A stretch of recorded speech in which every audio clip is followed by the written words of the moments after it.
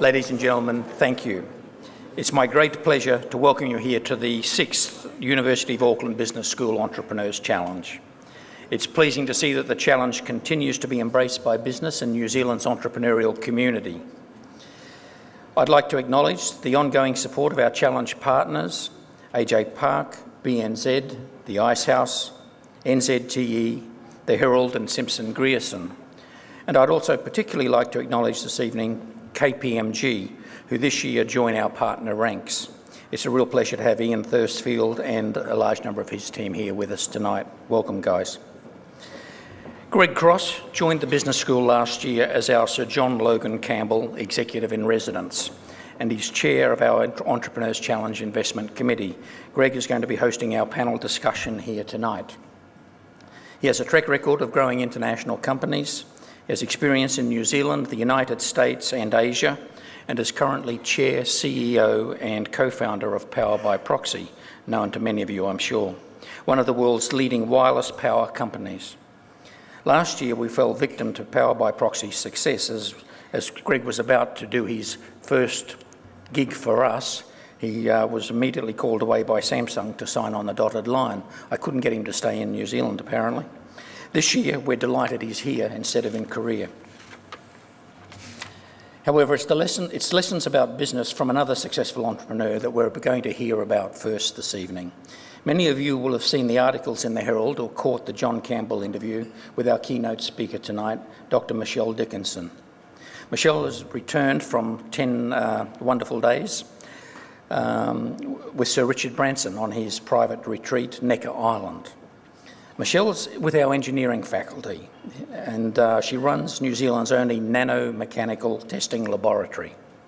She's passionate about cutting-edge research and the commercialisation of technology, and believes that basically communicating complex concepts simply is key to successfully raising awareness and capital to get that technology into markets. Michelle has very kindly agreed to share with us 5 things she's learnt about business from Richard Branson. Please join me in welcoming Michelle to the stage.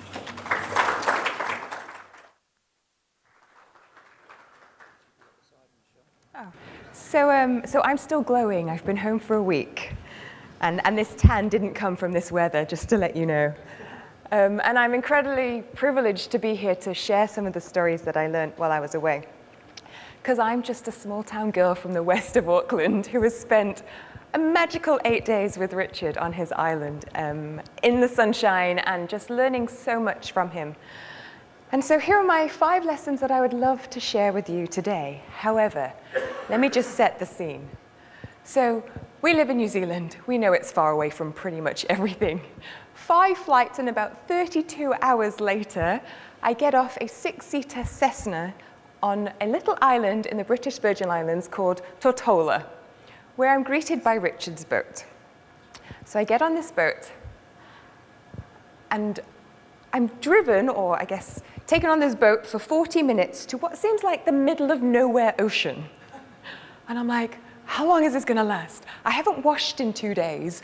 I didn't actually bring any clothes. I'll tell you that story. So I was giving a TEDx talk in Queenstown when I got this call to say, did I want to come? And of course the answer is yes. However, I hadn't packed. And I decided that I would wear my Queenstown clothing and just deal with it when I got there. So it was a little bit of a rushed decision, but here I am in my woolly hat and my coat in about 30 degrees, turning up on this island. And you see this magical place coming closer and closer with its white beaches. And so as we pull in, I did what every normal person would do, and I pinched myself more than once to make sure it was real. And as you pull up to the only jetty, you go past the first building, this is now I know the beach house. And the beach house is a beautiful place for networking, for creation of ideas, and it happens to have a full-size tennis court out back. So lesson number 1 from Richard, and one thing that I've really brought home with me is that Richard never has an office. He never sits in one space. And the most common place that I found him working was in a hammock. And so we learnt to redefine our office, and we learnt to redefine where good ideas happen and where good networking happens. And my favorite space to have a meeting was the Rooftop Hot Tub. In here, this picture is a picture of Bill Tai. He's Silicon Valley's top venture capitalist, and Jeff Diamond, who is the CEO in New York of a new startup, which is a business capital startup. What you see in the background is a couple of kite surfers, other people in the meeting who'd had a bit of a break and went kite surfing in the background. On the other side is Larry Page's island, because you know, you've got to have your own island when you're in charge of Google. And this is the place where so many ideas happened, and it completely changed my mind on the desk that I have and the cube that I live in and the space where I'm trying to generate ideas when actually more ideas are generated in this hot tub and on the beach and in the hammock. And I actually was able to clarify some thoughts and create different energies from different spaces that I'd never really been able to do in the confines of my cube. And so we learned to redefine the office and redefine where thinking actually happens. This was the office, by the way. This is my other office. This is the hammock that I sat in. And there happened to be bubbles on that day, you know, but that's to help clear my mind. I just show you that picture because that's actually Richard Branson kite surfing in the background. So he went out for a kite. So we did a lot of kiting together. I'm a kite surfer, by the way. Lesson number 2. Richard taught us to look over your shoulder once in a while. Because if you're starting a business, you actually need to know what the competition is doing. But don't look over your shoulder so much that actually you're looking backwards and you're not putting a path forwards. That was a really big lesson for us. The guy on my shoulder in the picture is actually one of Richard's lemurs, because there are several lemurs on the island and they like to sit on your shoulder. So this little guy was always making me check my shoulder. But Richard said, make sure you know what your competition is doing, but always look forward. And don't worry about the big guys. Because the thing with the big guys is they're limited. They're limited by numbers, they're limited by market research. You, as a small entrepreneur, you have the speed, you have the initiative, you have the guts to be able to do something quickly and be able to move out of the way. There are 8 Galapagos tortoises on the island, and they're fantastic, apart from they're incredibly slow, and their favorite place to sit is on the middle of the road. So you're given a golf cart to go around the island if you wish, and there would be many nights where we would have drinks at the bottom of the island, and you'd have your golf cart that would take you back to your room. And halfway through your journey, you would find a huge tortoise sitting in the middle, just showing you how slow big things actually move. And you'd end up leaving your go-kart and walking up and whatever else. But Ireland is surrounded by incredible wildlife. And so Richard said, look, if you're a small person, you have the advantage. You can throw the golf cart away and you can walk faster than everybody else. So make sure that you check over your shoulder, but actually just ignore the big guys because you have one up on them. Lesson number 3, we were allowed to give 5-minute pitches to Richard on anything you wanted. Now, I decided that I wanted to pitch New Zealand because I really believe in what we do here. And I really believe that we have a tech community that has a lot to offer the world. And just because we're far away doesn't mean we can't be in a space that is full of people who actually realize that we do incredible stuff here. What I learned about pitching, though, is that if you pitch terribly, you're lost in 20 seconds. The last thing you ever wanted to do was have Richard look down at his phone. The second he looked down, that was it. He never looked back up. And your 5-minute pitch turned into 20 seconds of nothing. And so I learned very quickly that if you're going to pitch an idea, make sure that you're watching your audience and they're paying attention. And if they're not, you better have a plan B on how you're going to get their attention back. Because it was actually quite heartbreaking to see people with their dream ideas, with their 5 minutes of pitch, lose it and not be aware enough that nobody was watching, that they continued to talk at the people they were pitching at rather than with them. So I learned a lot about pitching, and luckily, Richard loves New Zealand, and he loves New Zealand tech, and he's working now with LanzaTech to fuel his galactic space missions, and he's really open to what we do here, and he loves how fast-moving we are. The thing I love about New Zealand is that you've got 2 degrees of separation, and when you want something done, you just go do it, because you know your neighbor does it too, and you know the guy, and if you don't know the guy, somebody you know knows the guy that does it. And we get a lot of things done here very, very quickly. And one of the things I learned was hanging out with people from the US. They're always complaining about how slow it takes. You know, it takes ages, you have to go through all this bureaucracy. And I'm like, I'm pretty sure we could just do that for you. And so it's been really great, because since I've got back, I've been able to connect 20 New Zealand companies to the people at this meeting in order to be able to start this collaboration happening. That's me pitching, and that's Richard paying attention. This is a good sign. I pitched probably 5 different pitches over the period of the week. Lesson number 4, plan ahead and know your next move. One of the things Richard taught us is that Something's going to change in the future. We live in this insane world where technology is innovated every single day, and you have to keep up. So make sure that you know your next move, and you're malleable enough to know that if your next move isn't there, you've got another one behind you. A little bit like a chess game. What I learned on this trip is that I suck at chess. Yes. And I also learned that you can start a game of chess in the middle of the day, and it can continue through to it being dark in the middle of the night.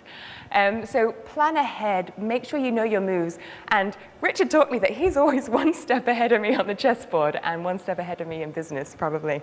So big, big lesson.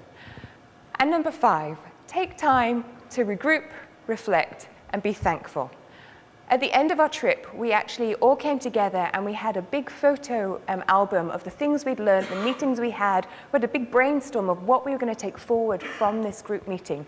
We happened to do it wearing neon, which, as a black and white binary engineer, was quite intimidating, but super fun. And one of the things that Richard does is he makes meetings fun, and he makes them energetic. And we had a fantastic time reflecting, regrouping, being thankful for the things we'd learned, setting up new connections. I mean, so much happened in this week. It was totally crazy. But having that time to regroup, come together, and make sure that everybody was going in the right direction and everybody had made their contacts, whether or not you want to wear neon for it is a different thing, was a great experience. And I learnt hundreds of lessons from Richard, not just about business, but about how to live as a person, about what it's like to be so incredibly wealthy, about what it's like to just be a really nice guy who's surrounded by money. Sam, you know, it's pretty easy, right? So there's 70 full-time staff on the island there for your every need.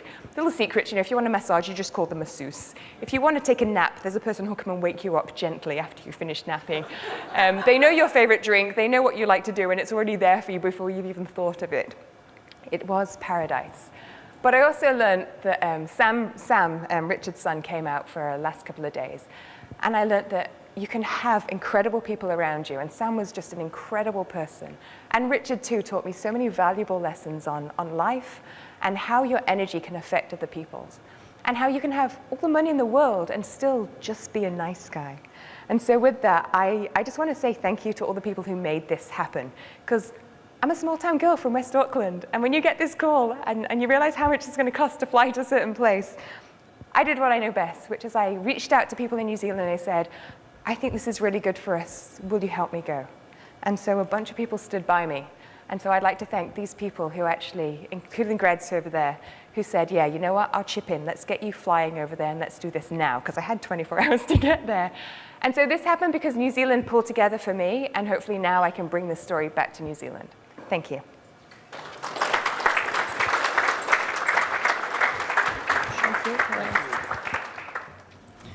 Thank you indeed, Michelle. As I was listening to your presentation, and I was mindful that our Vice-Chancellor was in the audience, and I'm thinking of asking him if I can redefine my office. I'm not optimistic. New Zealand SMEs often find it hard to find their global footing, and that's exactly why we started the challenge, to give fledgling New Zealand companies a helping hand to find that global niche. It's particularly difficult to find that niche if you're a young entrepreneur. And among the Challenge Investment Committee, there's been an increasing awareness that for these companies to thrive internationally, they need a foundation based on good governance and experience. And regardless of whether they are raising capital, entering international markets, or recruiting new talent as they build their leadership team, the right advisor or director can bring skills, experience, and networks to the table. So this year we are launching a new aspect to the fund. We're calling it EC35, and we're making up to $100,000 available to young entrepreneurs who are 35 years of age or under to fund the appointment of a world-class advisor or director for up to 3 years to enhance their business growth. Now, I'd like you to join me in welcoming to the stage this evening people who have most definitely found their niche and with whom we are immensely proud to be associated. Greg Cross, of course, is going to moderate our conversation. Stephen Preston, co-founder and executive chairman of Rose and Thorn, one of last year's winners, and Tim Alp, CEO of Juicy and a winner in 2011. Gentlemen, to the stage, please.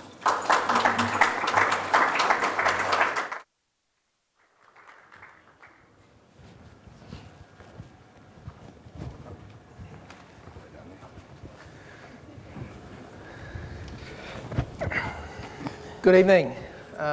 Michelle, what a fantastic speech. Very tough for three middle-aged guys, sitting up here to follow you. So very, very tough act. Speak for yourself, Greg.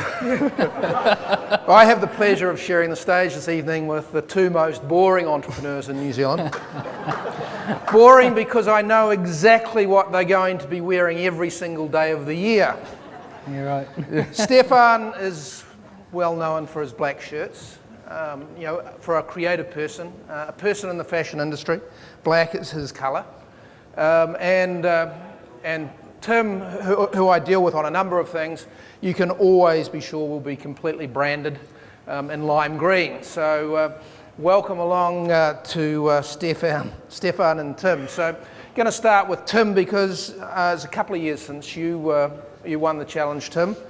And why don't you tell us a little bit about what you were hoping to achieve when you entered the challenge, what you did with the money, and where you are 2 years later. Sure. So we won, I think it was a couple of years ago now, and when we won it was about our growth into the US. So we won the money, which was fantastic, and then I had to deal with Andy Hamilton around the commercials, which was a little bit harder to deal with, but we finally got through that. It took a while. But we used the cash to basically help us launch our product, Juicy, into the US. We put on 80 vehicles in the first season in the US, and we just built our 245th yesterday, came off the production line. So we're really excited about the growth into the US, and it was able for us to fast track into there, so pretty happy really. Yeah, and the challenge, how did that help you get started? I think for us, what I enjoyed about the challenge was we actually sat down, we were able to go through, put everything in writing. We're the type of business that does everything by gut, and we just get into the next thing, next opportunity. And this basically the challenge enabled us to sit down, plan out, put down in writing what we're going to achieve, what we wanted to do, and go for it really. So it was great. Cool. And so moving on to you, Stefan, you won last year. You were one of the winners from last year. And when I checked in with you, you said, how did you use the money? You said working capital. So. Why don't you tell us a little bit about what's happened to Rose and Thorn over the last 12 months and how you're going about growing your business? Well, the story, I'll tell a little bit of context. The Rose and Thorn is trying to grow a women's underwear lingerie business. And it's a zero growth business, and it's very difficult to enter because there are quite high minimums in manufacturing to get the costs, and the channels are locked. But the driver to start the business came from the fact that when I was CEO of Bendon for 5 years and we grew it all around the world, and in the course of doing that we created a really amazingly talented team, and some nasty Australians exported the company to Australia and left them without jobs. And so one of the objectives of our business is to have high level of employee ownership of a really talented team that really want to just express their passion in business. And so if we're going to do that on a low capital base, we have to do it with innovation. And we're a really, really innovative group. We've come up with some really innovative products, and we're about to innovate in terms of how we take product to market.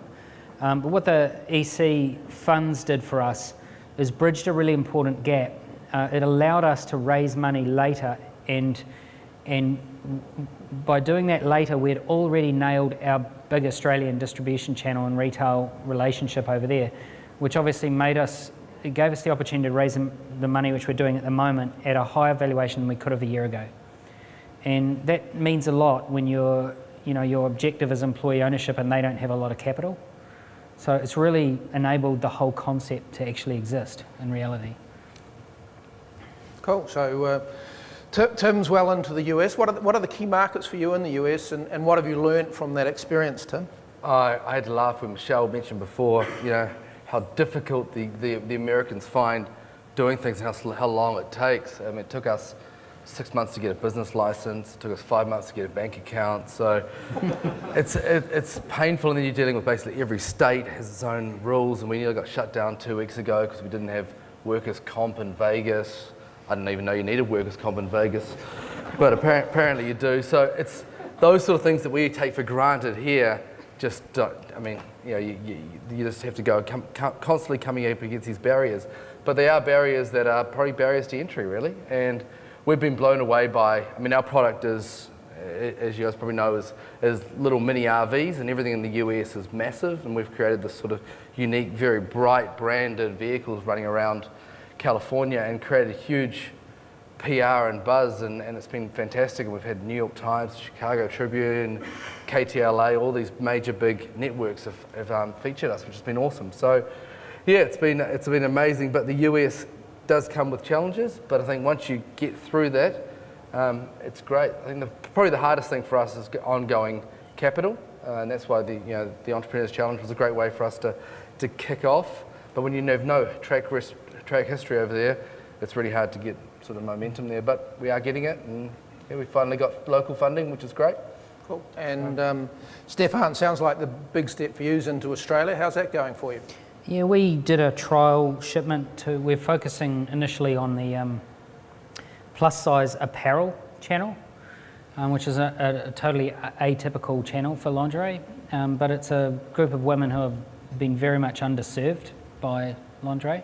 We trialled a $250,000 shipment in January, and it went really well. In fact, so well that this $800 million female apparel company that we're selling to, and they have 4 million women customers, and they are telling us that they are going to have our brand as their only brand. They're getting rid of all their own store brands, their own designs, and just putting our brand in there. So they're going to grow our brand in Australia, essentially. And we're off and running with that in September. Cool. So it's great that not only has the challenge helped you make the next step, the important next step for your business, but you're also being successful with it. So we really hope that there's a number of companies, a number of entrepreneurs out there in the audience who are thinking about applying for this year. What would each of you, what advice would each of you give people who are considering entering the challenge at this stage? Do you want to go first, Tim? Yeah, I mean, I would just say, get off your ass and do it. It's kind of one of those things where, it's not just, I want to say, the money was fantastic for us, and we enabled us to get going a lot quicker, but it's not just the money. I spent 2 days with a whole bunch of the alumni and with Kevin Roberts from Saatchi's fame, and that was incredible, those couple of days. And it's a bit like, the network that you get, and the money helps. We're looking at going into other countries next year, so we might even apply this year. I don't know if we can or not. I don't know. Can I just put that out there now that we're looking to... I don't think that's the plan, mate. It's not? No, I don't think so. Oh, yeah. Apparently we've got to pay it back this year.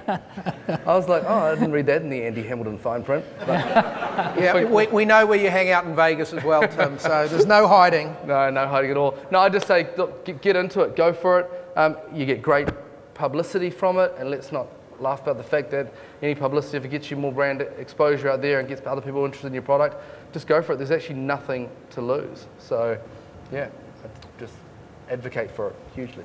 Stefan? The thing I want to reinforce here is that there's a lot of value in applying and not winning. So, for me, the process of applying, I'm pretty confident in business, got quite a lot of experience, but as a result of that, I tend to think of a lot of things in my head, and the process of being challenged to formalise things and put it down on paper really forces a level of thinking that, actually helped me to confront a number of issues with the design of the business from a growth perspective.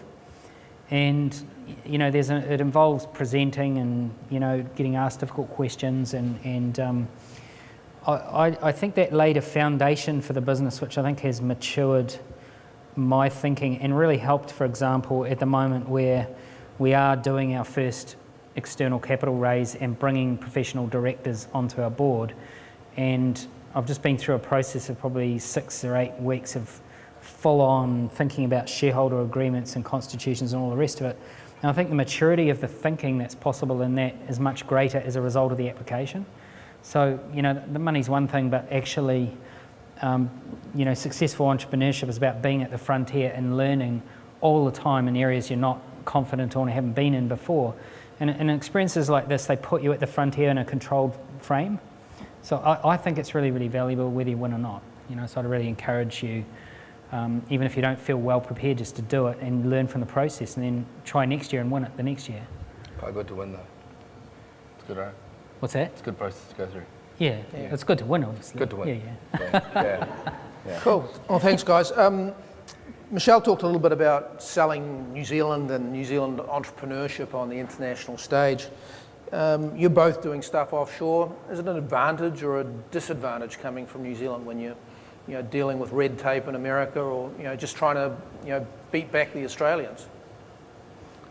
Beat back the Australians. I found going to Australia probably tougher than going into the US, and that was really tough. I think what I learned about doing a new business in New Zealand is that we have competitors and we compete, but we kind of have this mutual respect. We get on well. We have a beer with.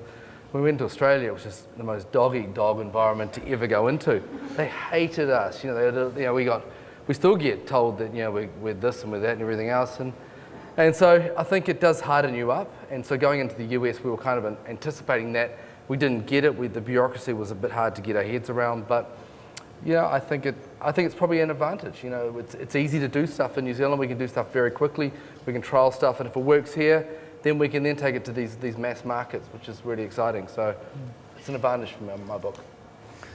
Yeah, look, what I see is New Zealanders are natural innovators because we actually like each other, we collaborate and we trust each other first. And you really see this with Australia, which is the complete opposite. They're regulated, they're boring, they're preventing change. I mean, honestly, it's set your watch back 20 years when you go there. It really is quite bad. They even still have sexism, and it's just unbelievable. The US, I agree, a much easier place to do business in. But, I really have a huge amount of confidence about New Zealand for the future. And it's not just because food is an expensive commodity now. It's because by a sort of a curious set of circumstances, we grew up with the exact sort of foundation for thinking skills that create. We are good at discontinuity, we're good at thinking up things. We're multi-skilled, we don't see barriers, we see opportunities.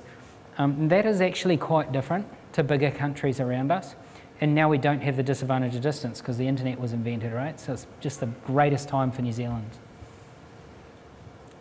Cool, thanks Stefan, thanks Tim. I'm going to ad lib a bit here. Any questions for these guys from the floor? We do have a microphone over here, or you can just yell out really, really loud. Anybody out there got a question? I'll just say one thing just on Stefan's comment before about having a business that's based in New Zealand. I think we're incredibly fortunate. I was talking to Greg before about I love living in New Zealand. We're really fortunate to live. So our Australian business, we tried to run it as a branch of New Zealand, and we originally started to run the US the same way, and it just didn't work for us. It's so different. So we now have a country manager in the US and a country manager in Australia who don't really care about New Zealand, who don't really care about anything else. And I think that's been really important to understand that these markets are totally different and you cannot just run it as a branch, from our perspective anyway. So that was the same when we were at Bendon. In America, I hire an American and they speak American. It seems like it's English, but it isn't. It's just a different, they're educated differently and they have subtlety that we do not see. And so the whole operation in the US completely employs Americans. But you find the Americans that kind of hate their own business culture. They want to be let free, and we were the most attractive company in the industry to work for, simply because everyone wants to work for us, because we create space for people to express. And for Americans, that's amazing, right? Because they're at will employed and they have to suck up to their boss like crazy. That's the default culture they've got. And then when we create this space for them, everyone wants to work for us. So even though we're little and not so important, we get the best people working for us and we have the best culture. We have the best sales meetings. All the buyers want to come to us. It's just a special thing we've got, I never mention the word New Zealand, it's just the culture you bring. It's funny because we don't either. We never say that we're a New Zealand business and wave the flag. And it always cracks me up when Australians come over and they go, "Oh, they got juicy in New Zealand." I'm like, yeah. Yeah, that's awesome. But that's what happens, right? So when we never, everyone said going to the US, did you have to tone down your branding or be a little more subtle? And we were like, no, we just went in. And if you've got universal appeal, and you won't appeal to everyone, and you'll piss off some people, and that's kind of cool as well. But that's especially important in the US. It's there are rules in the US that you must never break, right? You must never not have workers' comp in Yeah, in Vegas. But it's the rules you break that define you. So, you know, we did, when we were doing the lingerie over there with the Bendon, we broke some massive rules. Like, we put up advertising that was absolutely, totally risque. Like the Holy Rollers of America, which is more than half the country, absolutely shocked and horrified. We had black grandmothers on TV in New York, $1 million worth of TV time, saying how outraged they were with our 16-story naked chick on the Long Island Expressway. But you know what? We don't care about black grandmothers because they're not going to buy a product, you know? But Calvin Klein can't do that, you know, because Calvin Klein's in all the shops, even in South Carolina.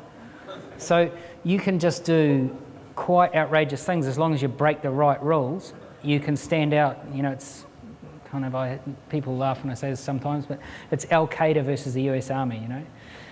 It's that kind of principle, guerrilla style. We call it guerrilla marketing. Yeah. We don't want you arrested next time No. you go to the US, Stefan. Any questions at all from the floor? One here? Cool.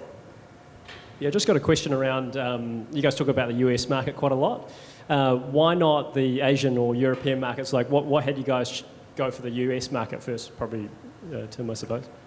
Well, for us, there's I quite like Vegas, as people alluded to. It's very yeah. No, basically, there's 6 million registered RV owners in the US. Is a fact for the night. So they kind of get this way of travelling. So it was kind of an obvious step for us. Asia. You know, we've set up a Chinese division, I suppose, of Juicy China, and that's been really interesting. I still don't really know how the hell we're going to do it, but it's really interesting.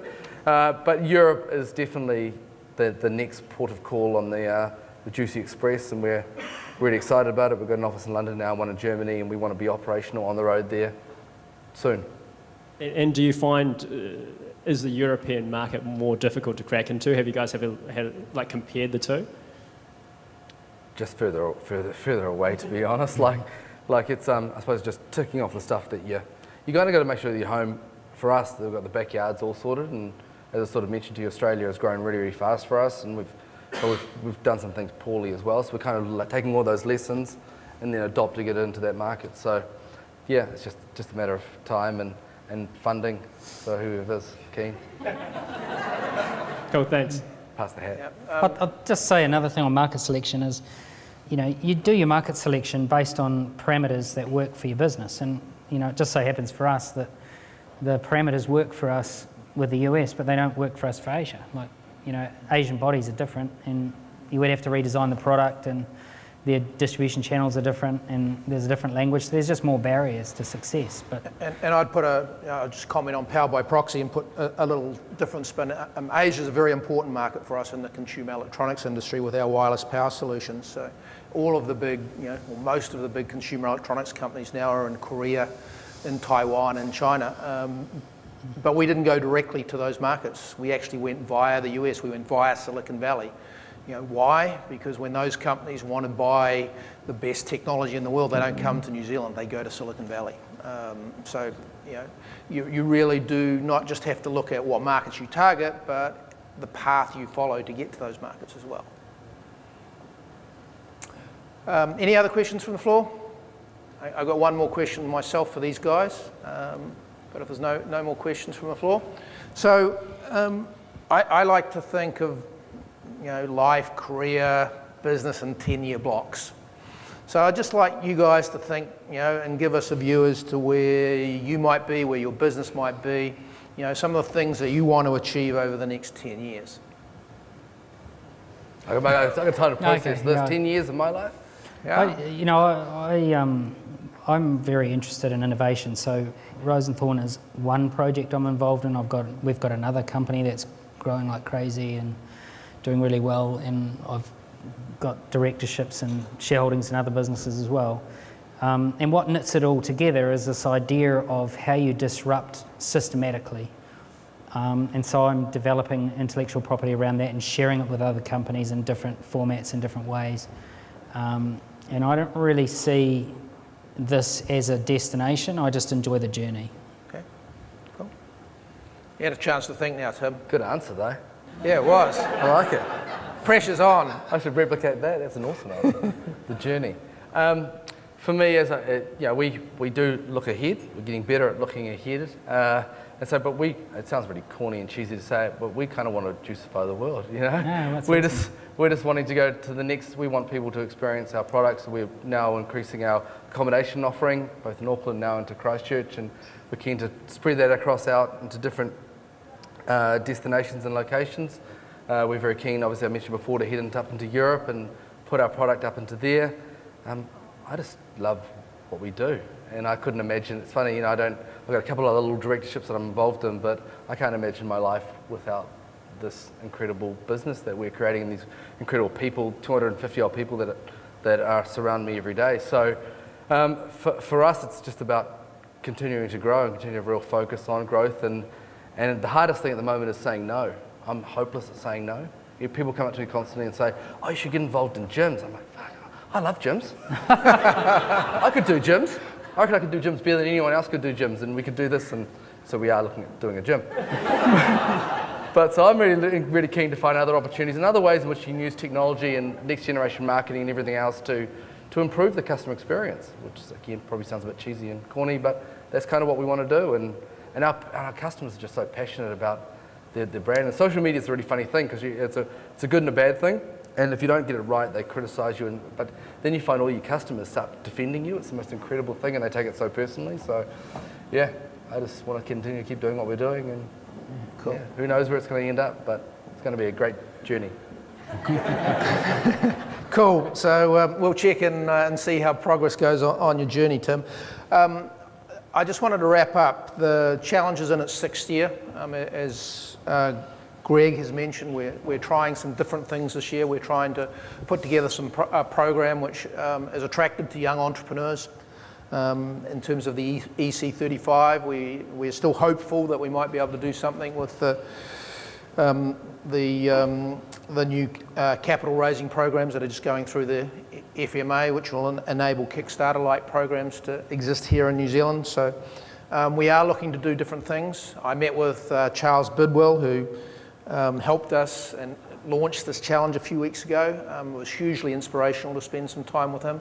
A man with a huge passion for New Zealand and New Zealand entrepreneurs. He's looking for us, New Zealanders, our alumni, those of you who've yet to enter and those of you who have yet to win, to be a really, really big success for New Zealand on the international stage. His challenge to me, and my challenge to each and every one of you in the room here is, you know, out of the, you know, in 5 years' time, when we've done 10 years of this, you know, we want to have you see companies like Rose and Thorn annoying commuters in New York, and Tim here having juicified the world, and a bunch of others of you having been successful. So that's what the challenge is all about. Please do enter. I'm certainly grateful to be here. It beats Korea. My liver is grateful for it. Yeah. And I would suggest both of you gentlemen, after your comments about Australia, given the Dean is actually Australian, might like to exit from the right-hand side of the stage. Thank you all very much.